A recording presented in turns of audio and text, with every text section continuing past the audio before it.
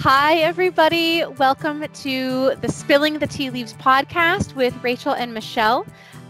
You are here with me, Rachel. I am an animal spirit guide intuitive, and I do readings both for humans and now apparently with animals, which we'll chat about in a minute. That's kind of new, and it's exciting to progress spiritually in that way. And I have with me Michelle. Hello, I am Michelle. I am a crystal Reiki master, and you can find me at rememberlovejewelry.com, and you could also find me on Instagram at rememberlove. And Rachel, I don't think you gave your website. Totally forgot. Was too excited about the animal, the actual incarnate animal readings. No, so I am on Instagram at CottageonWolfLane. And my website is still under construction, so probably best on Insta. And our topic for today is actually putting yourself out there as a spiritual person, putting yourself out there as a insert your own label here. And it's interesting because Michelle and I are kind of constantly going through this process. And as I mentioned a bit ago, even with me, I this is all really a new and exciting part of my journey too. So we wanted to speak with everyone today about what that feels like and what form that takes, and how do you talk to your family about that? What happens when you do start putting yourself out there, and kind of navigating that aspect of our spirituality. Michelle's been out of the spirit of closets. It's true. It's and I've been struggling actually a bit with using the term coming out, because I certainly, Michelle and I try to be very sensitive about appropriating and not stepping on the toes of other groups of people who have similar types of processes, but who own their experience in a way that we can never understand. So while there are a lot of similarities, and certainly we may use that term, I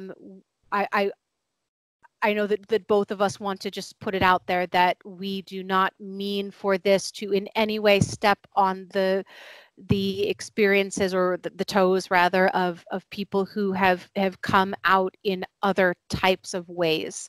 Thank you for clarifying. Absolutely.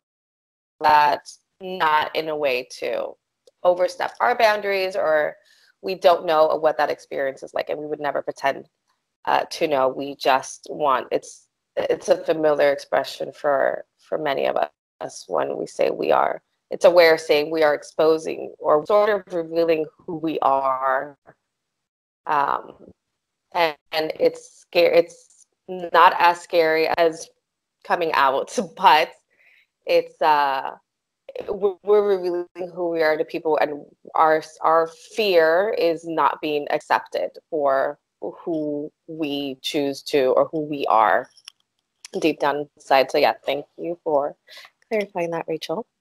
Yeah, but it can be quite scary, for lack of any other way to put it, especially for those of us who have family members or friends who don't understand, or worse, who can be actively against the type of path that we're on. So there are lots of different layers and levels, and then you get into questions of how much of yourself you want to put out there, because it calls into question too, sort of your boundaries and what you want to keep for yourself. A lot of witches, for example, keep what's called a book of shadows, or a grimoire, which has information on spells and different crystals and herbs, and all of the tools and the things that they may have learned throughout their experience. And some are exceptionally protective, like no other human can set eyes on this book, because it is such a private practice. And then there are those of us who are very much out there, and not only from a perspective of wanting to share, but just from a perspective of really authentically being who we are to the, I think about the the spinal tap, like just turn it up to 11. Like, this is me turned up to 11. So let's go. right, like, so it's not only do you consider how much of yourself you want to put out there, but then there's the consideration about how you want to move forward with your family and people in your community and people globally. So it's an interesting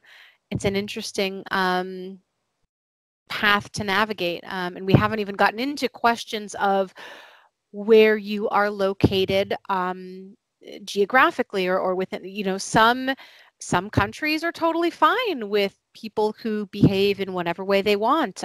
Some communities, countries, faiths are not. And I can't believe it's 2019 and I'm still scrolling through Reddit, and there are places that are actively persecuting people for things that to me are just mind-bogglingly no one else's business, for lack of any other way to put it. Yeah. And how do you navigate when you live in a country it's looked down upon, it's not accepted because it's against their whatever their beliefs are, their religion? Like, how do you navigate even telling yourself, this is what my thought system is, this is what my belief system is? Like, how do you even get to that point where there's a guilt associated with it as well, unfortunately, aside from you may know that you're going to get guilt from family or friends or your neighbors or people who at some point don't want to associate with you, which has happened to me several times. When I tell people, oh, I'm a crystal Reiki master, you could see it in their face where they're just like, oh, well, is that against my belief system? And even if you try to explain, no, it's an energy-based healing, you're working with tools, they still do not get it. I've lost friends, I've lost people where they're just like, well, that doesn't really vibe with me, and I will never speak to them again. Not my choice. So it's how do you maneuver that? How do you handle that? How do you say, okay, this is who I am, take it or leave it, and then accept, I don't want to use the word consequences, but accept the repercussions? No, that's also such a heavy word. Accept right, and accept, and I think a lot of it is accepting that even for those of us, and there are people who have ideas, we'll talk later, I'm sure, about things like the law of attraction and the Abraham and sort of choosing one's own destiny and choosing these things, but I think that there is a lot to be acknowledged in that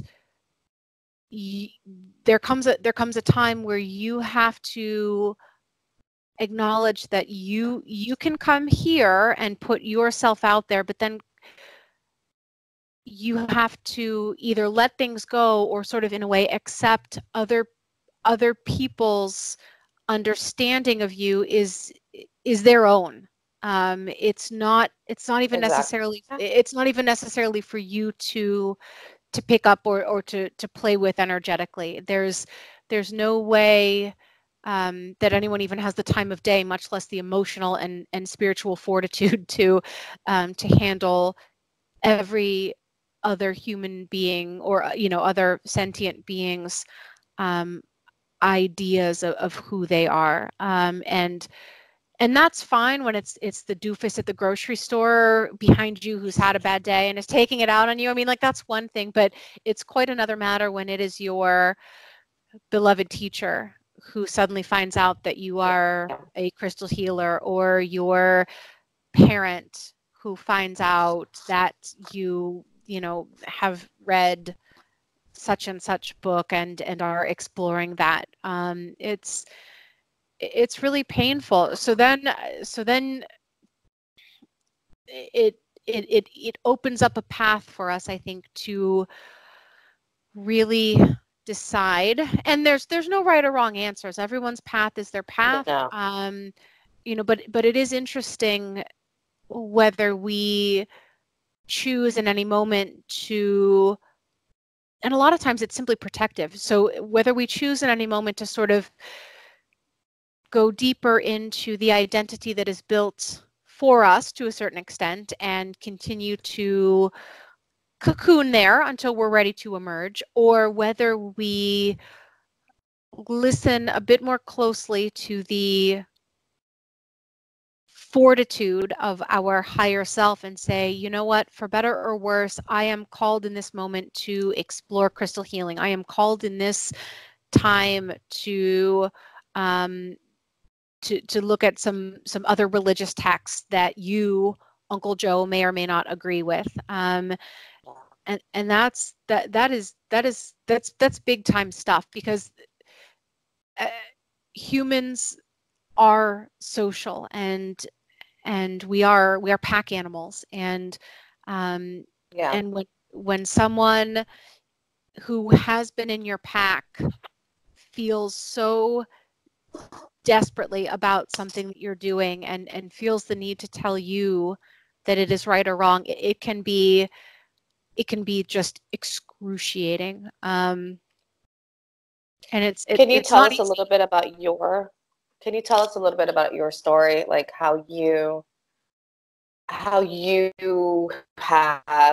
managed, or how you have lived your life as a spiritual person? Like, do you feel like you are pretty open to people about it? Are you still reserved in some aspects? Do you tell, like, your new friend? You don't tell your, like, how are you handling it? I mean, there was definitely, especially when I was younger, again, out of safety, out of a necessity to be secure within my pack as a young person. Mm-hmm. My tarot cards and things were absolutely hidden under the bed. I think my mom probably knew. My dad would get upset when I dyed my hair. I mean, this man could not handle.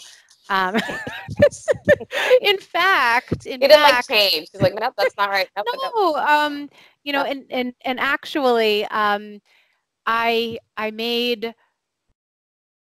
actually made an interesting executive decision. It might have been my higher self. I'm still not sure quite what happened, but I've recently started doing some readings at a store. I recently moved a few months ago. For those of you who, yeah. Anyway, so I'm living in a new place, and so I've very much put myself out there recently in a way that I have never done before, including with this podcast. And I don't know what came over me. I'm pretty sure my higher self was just messing with me that day. And I was Skyping with my parents and said, hey, so I'm going to be doing some spirit animal and tarot readings at this local store in town. And and I'm a nearly 40-year-old woman, right? It's not like, I mean, we are like, this is we're beyond like hiding stuff under my bed when I was a teenager, and my dad said, goes, well, keep that crazy away from your kids, will ya? And and it was just like, man, I was an 8-year-old again being scolded for whatever, it's it was hard. It's hard, and so there, and then just with people, occasionally I'll kind of, I like to use astrology, because astrology is a sort of, everybody, like, it's out there, it's in the newspaper, it's kind of like, and if somebody bites, then cool, they're into it, and then if not, I can just play it off like, like I still passed for pretty normal. So it's like, oh, little Leo's an Aquarius, huh? Like, I'm at school talking to the other moms, and if somebody's like, oh, yeah, I guess he's, he's a July birthday. Yes. Or if they're like, oh yeah, but he's an Aquarius rising, and it's like, oh, I found my people. So it's kind of, that's like your litmus test. Right. So, but it's I don't know how else to put it other than it is scary, and I have come to a place where I I don't know how else to say this. And this is totally meant to be encouraging. Ready? You just have to be willing to get hurt. I don't know how else to say it. It's true though. It's true. Do you think that's been similar for you? Like you have to be more willing to be yourself than to be comfortable.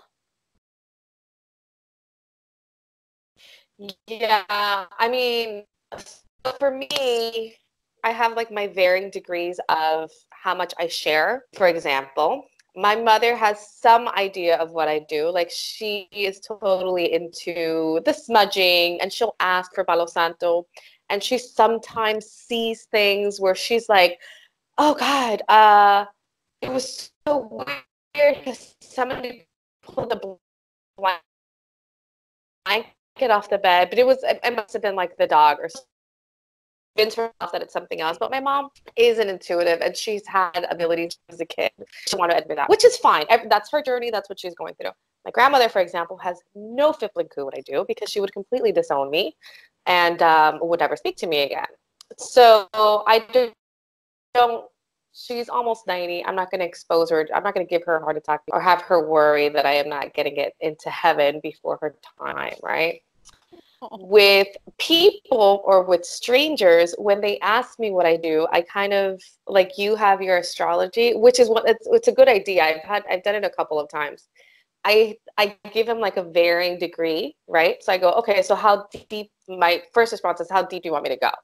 And I know either this friend is going to be somebody that I can connect to, or it's somebody that I probably not wouldn't want, but probably somebody that wouldn't necessarily understand me.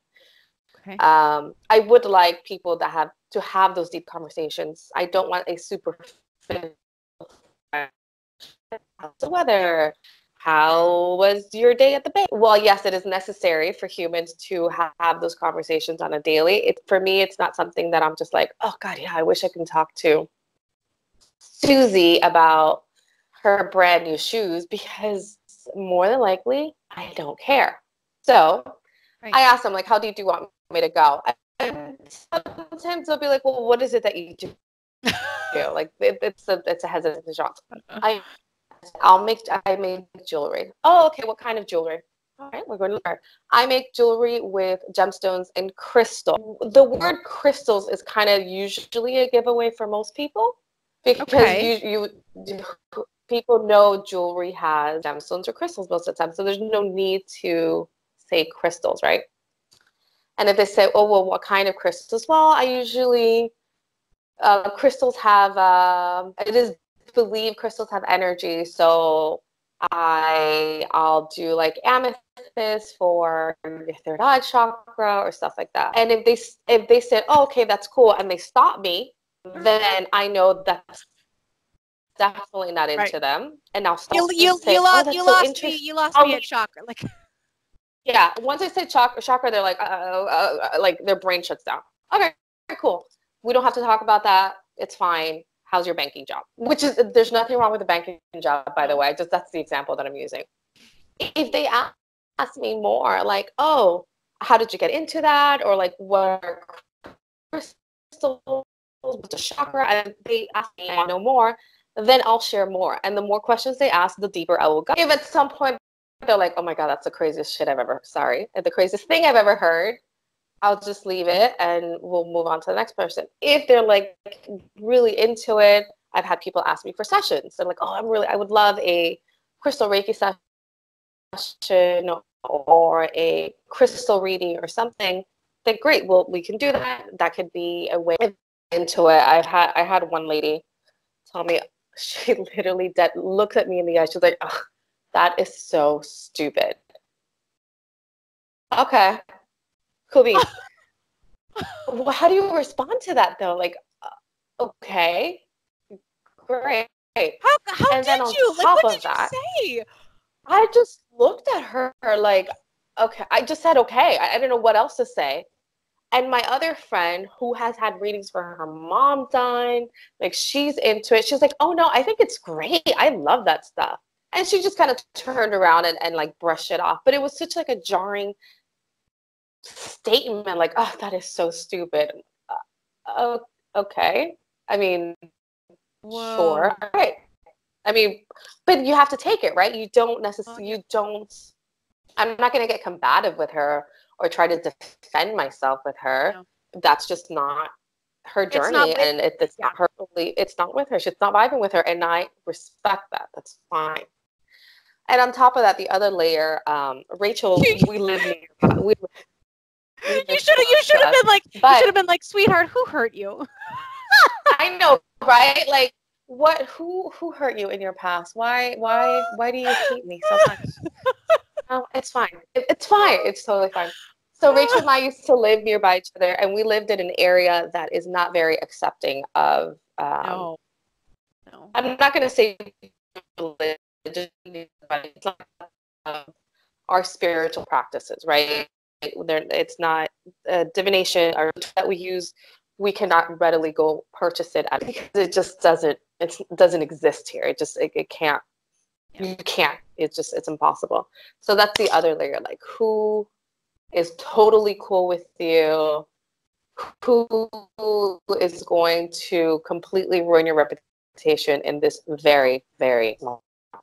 And it's funny. It's funny too. So having recently moved here and meeting people within, my people. So I've been meeting my people, and they've been asking me what it was like before, because here I'm able to be much more open about my spiritual practices, and I can actually go to a shop that's open on a store and do readings, and it's a thing. People may not agree with it. People may think I'm, to use Michelle's person's words, stupid.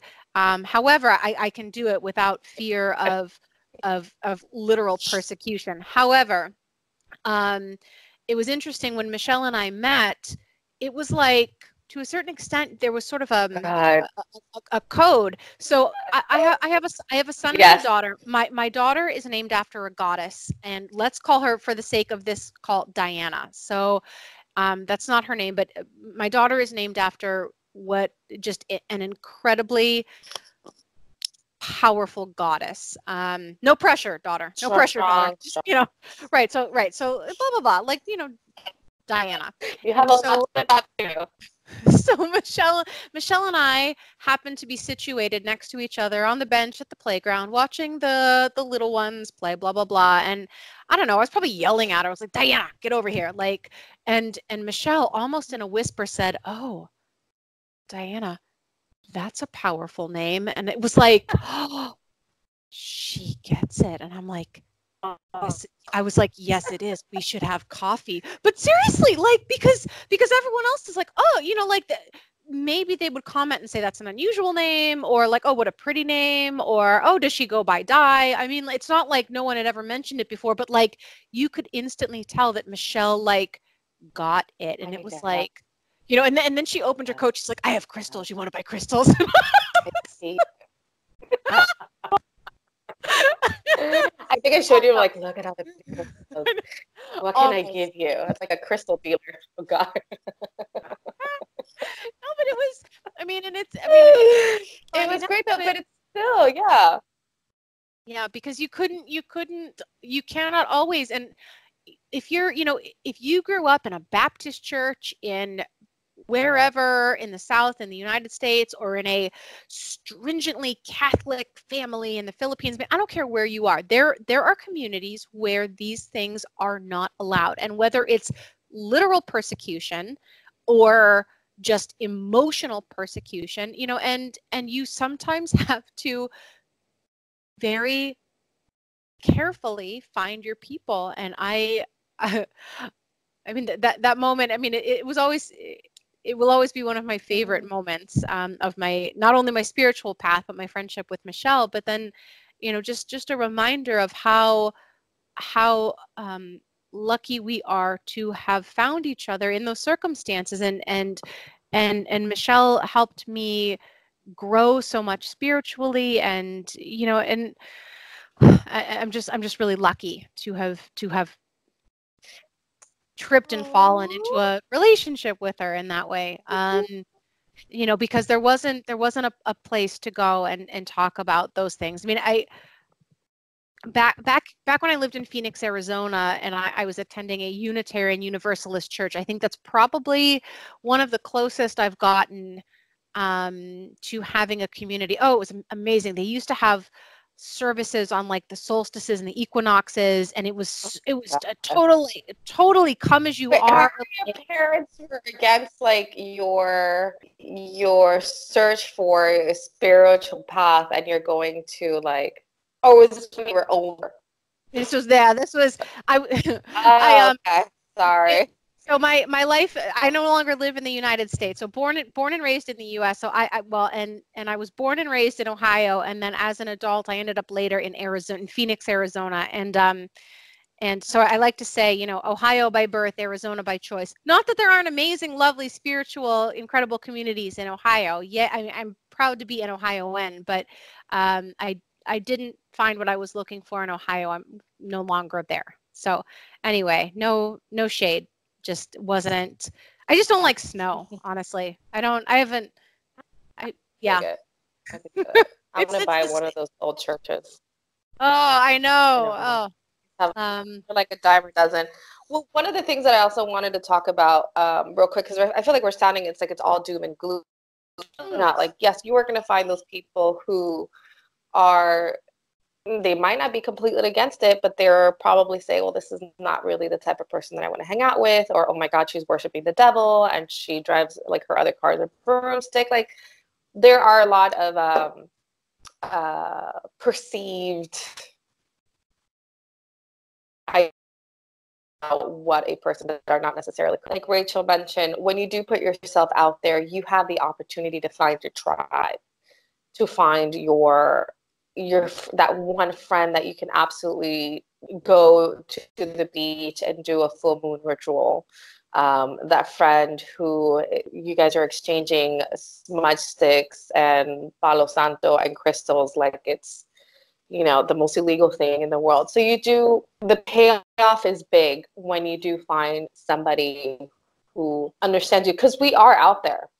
I would have never in a million years thought somebody like Rachel existed here, ever. I would have never imagined, and Rachel and I would have probably never crossed paths if we were not all stuck in the same, not stuck, but living in the same obscure place, on the other side of the planet. Like we probably would have never had the opportunity to meet.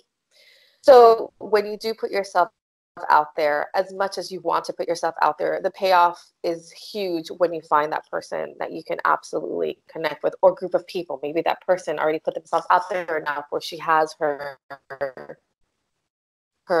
group, her coven, or whatever you want to call it. So if you are ready to put yourself out there, if you are ready to say, this is what I do, whatever label you want to put on yourself, because that's a whole other discussion. Like what do you put on a business card? Ooh. Like what label? Yeah. Right? Like what do you call yourself? What is a 1 or 2 word description of what you do or who you are, that when people meet you or you hand them that business card, they know who you are or how you want to be perceived as, I guess. Actually, and that is I still struggle with that. That's a huge struggle. That is the perfect place, actually. So we're going to take a quick break, and then when we pick it back up, we're going to talk about your elevator speech and the awesomely positive aspects of putting yourself out there. Perfect. We'll be right back. Okay, cool.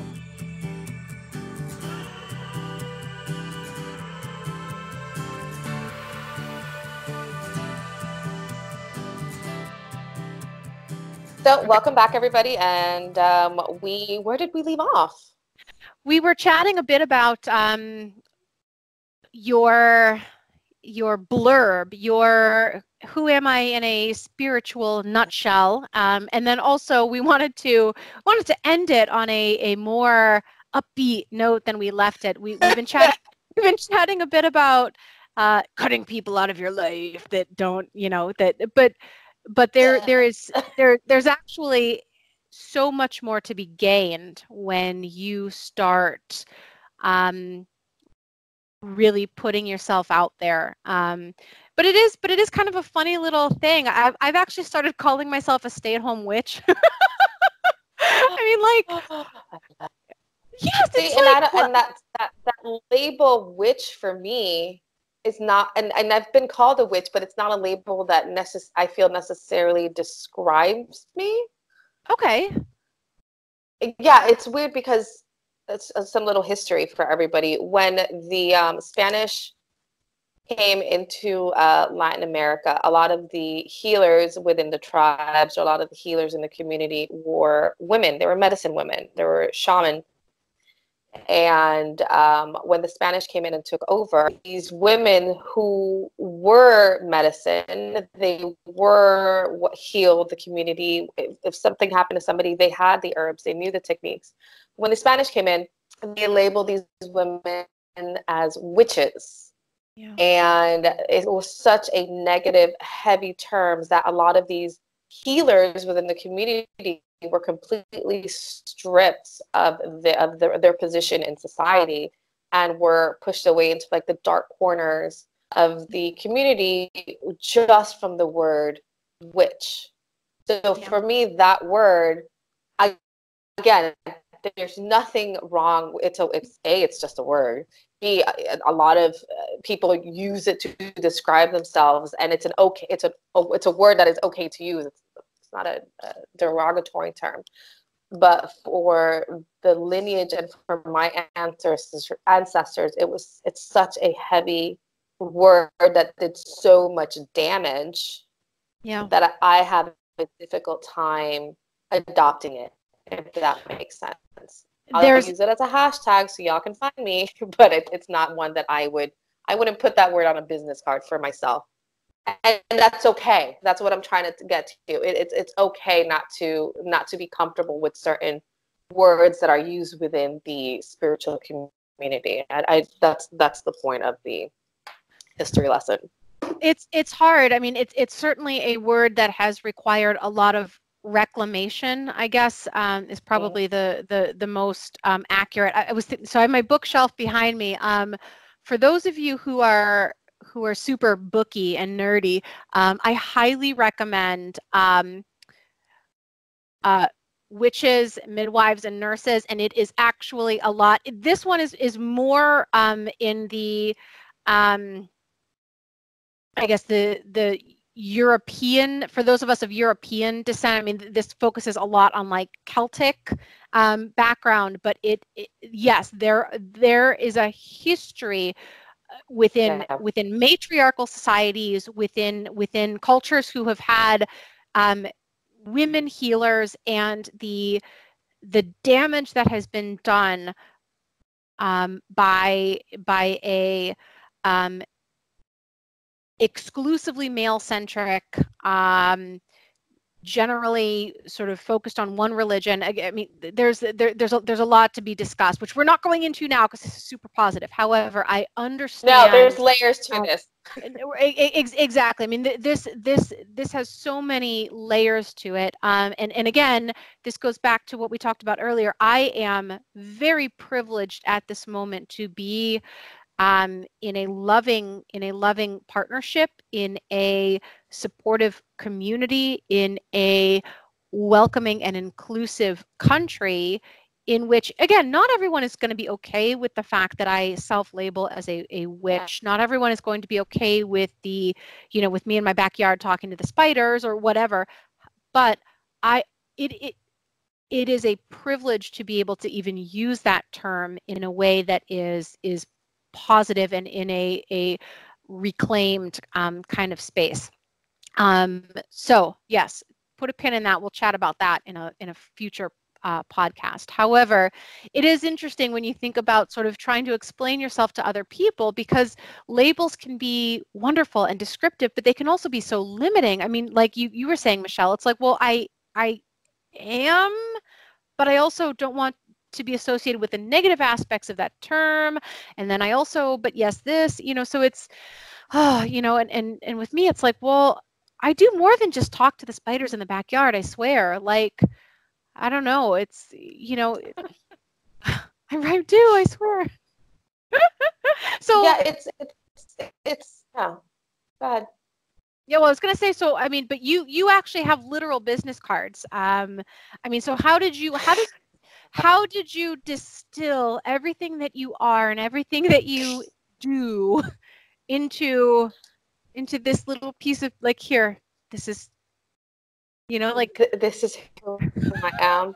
Thank you. ah, It took me a long time to get that business card, by the way, and I still feel like I should change it, right? But for my business, the overall message was crystal healing for overall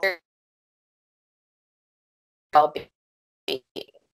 I'm like, okay, that is a message. Like, that is my end goal, is to help you heal mentally, emotionally, spiritually, and in turn that will help you heal sometimes, not all the time, because trust that a piece of quartz is not going to heal a broken leg physically. So the term crystal Reiki master is a pretty easy term, because that's my certification. I have my certificate in, and I'm a master, and I could teach people. I can do Reiki, like I'm that master level. So that's a pretty easy title. The other title that I usually adopt is just crystal healer. And healer is also a heavy word. Yep. Not because I am not a doctor. I will never tell you I can cure you, because there's also this assumption that, oh, you are a healer, you are going to cure me completely. Like, you go to the doctor, the doctor gives you medicine, or the doctor tells you this is what's wrong, this is how you fix it. Because I will probably just do 10% of the work, and the client needs to come up with the other 90%. There's nothing that is given. I can tell you, hey, Rachel, I feel like your throat chakra might be blocked. I can send you some Reiki. Here's a list of other things that you need to get accomplished. And here's a list of things that you probably need to do in order for you to stop getting sore throats on the daily. So if I can't give you the medicine. You have to do the work. And that's a big part of my business is, well, yes, I can start strong. You need to get your ass in gear. Yeah. Sorry for the ASS word. And a lot of people are, especially now where everything is such a quick fix, and in the community there is such a what's the word? This inclination to just go from healer to shaman to witch to Reiki master, and you just start jumping to people, or to guru. That's another big word that I cringe sometimes at, because everybody labels themselves. It's like that word influencer. I'm an IG influencer. Yeah. It's it's like, you can't call yourself okay. Well, that's a whole nother conversation, right? Right. So you can't, people start adopting these labels, and this is a word of warning, listeners, anybody can adopt the label. Anybody could say, I'm a guru, I'm a healer, I'm a shaman, and then just completely annihilate your ability to follow your intuition. They might have their pretty Instagram, they might have their pretty page, but they are not doing the work. They are just hanging on to a trend, I guess, because there's a big movement towards holistic healing. There's a big movement to energy healing, and I'm so excited about that. Yes. But yeah, sometimes these places hook on to a trend. What is what was that, Sephora, when they came out with their with the witch kit that had I think there were the witch kit with non-ethically sourced white sage, first of all. Hello. Like some sort of and then I think some like essential oils, like in little roller things, and then like a tarot deck. Again, forget appropriating things that it's not that things are not there for us to try on. The world is a buffet, certainly. However, but to capitalize on it in such a callous way, oh God, yeah, and yeah, and to take that title and just to pink wash it, and as though it were again just something, and I mean, Michelle and I love makeup, believe you me. I mean, one of the when Michelle and I were still physically together, I mean, one of our favorite things to do was just literally like go to Sephora and smear each other with like various glittery eyeshadows. I mean, basically, swatches all down the arm. They used to ask if we were sisters, and Michelle would say, "Well, soul sisters." Like, thank you for noticing. Thank you for noticing. Yeah, but it is it's oh my gosh, we're coming to the end. We didn't even get to talk about how amazing it is when you put yourself out there and find your people, because it is. And the people the people that fall away, even if they were someone very close to you, even if it was your dad or pastor or best friend, I mean, whatever the title is, I'm not going to say it's not hard, but what you gain, what comes in, like nature abhors a vacuum, right? Like, so there's a space left, but what fills it in is just so much more filling. I mean, in a kind of like, I was going to say like three-dimensional sense. It's and not only that, but I would rather have one or two friends or beings or spirits with whom I can be utterly myself than be in a coliseum full of people and not feel connected with any of them. I mean, that to me is, what's the quote? That's a good description. Yeah, was it Robin Williams, who a fellow person who was diagnosed with depression. Yeah, lots of us in the community. And anyway, but I think Robin Williams, I believe it was him. Apologies if it wasn't, but something about like being in a room full of people and just being so lonely. Shoot, I will look that up. But yeah, it's that's lonely, is being surrounded by people and not being connected. That's what's lonely. I think that once you start putting who you are and your truth out there, and you start putting it out into the universe and being authentic to who you are at whatever level that is, then you start calling in those friends, that tribe, that person that can help you on your spiritual journey. And sometimes your family comes around. I mean, that's not you're not ending it forever. A lot of the times they do come around and they'll start asking you questions, and maybe you'll be that inspiration in that person's journey. And then you'll be able to inspire authentic beings. How much better would the world be if we just knew who we are and we're there to help others, because that is what's going to come out of this, and because you're helping yourself. How much better would this planet be in? Yeah. All right, so I think we are going to wrap this up. I think that's it. It's done. This was a I feel like this was could almost be a two-parter. Maybe we'll revisit the topic later on. But as always, thank you for listening to the Spilling the Tea Leaves podcast. My name is Michelle. And I'm Rachel, and we just really appreciate you walking with us on the journey. Yeah. We will be back soon with our third podcast.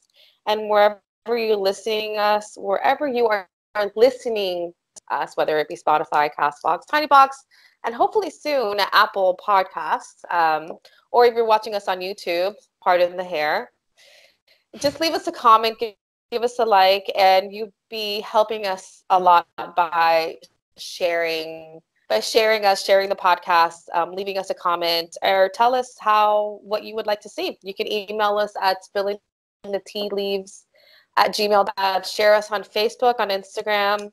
Give us a follow. Tell us how gorgeous we are, how funny we are. All the good stuff we want to hear. Thank you. Rachel's lipstick I'm completely jealous. I feel so underwhelming right now. But yes, thank you for listening to us. And we will see you on the next podcast. Love and lights, everybody. Bye. Thank you.